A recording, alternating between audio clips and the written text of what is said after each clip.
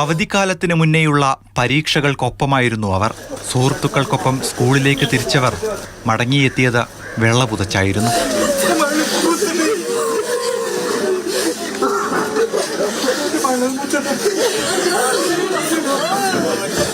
മകളുടെ മരണം കണ്ടുനിന്ന അമ്മയുടെ വേദന ഇർഫാനയുടെ മൃതദേഹത്തിന് ചുറ്റും നിഴലിച്ചു.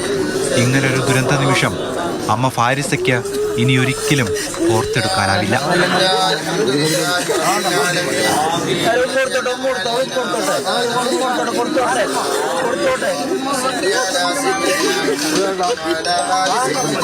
ആയിഷയുടെ വീടിന് ചുറ്റും പന്തലിട്ടിരുന്നു.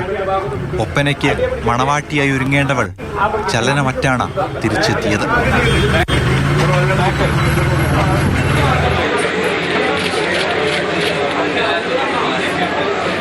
റിദ ഫാത്തിമയുടെ മൃതദേഹത്തിനരികിൽ കൂട്ടുകാരികൾ കണ്ണീർ പൂക്കൾ പുതച്ചു.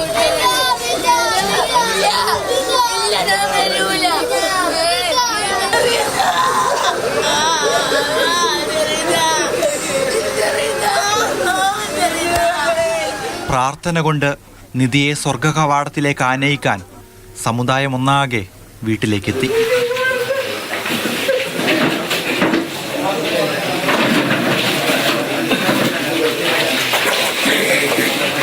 മാതൃഭൂമി ന്യൂസ്, പാലക്കാട്.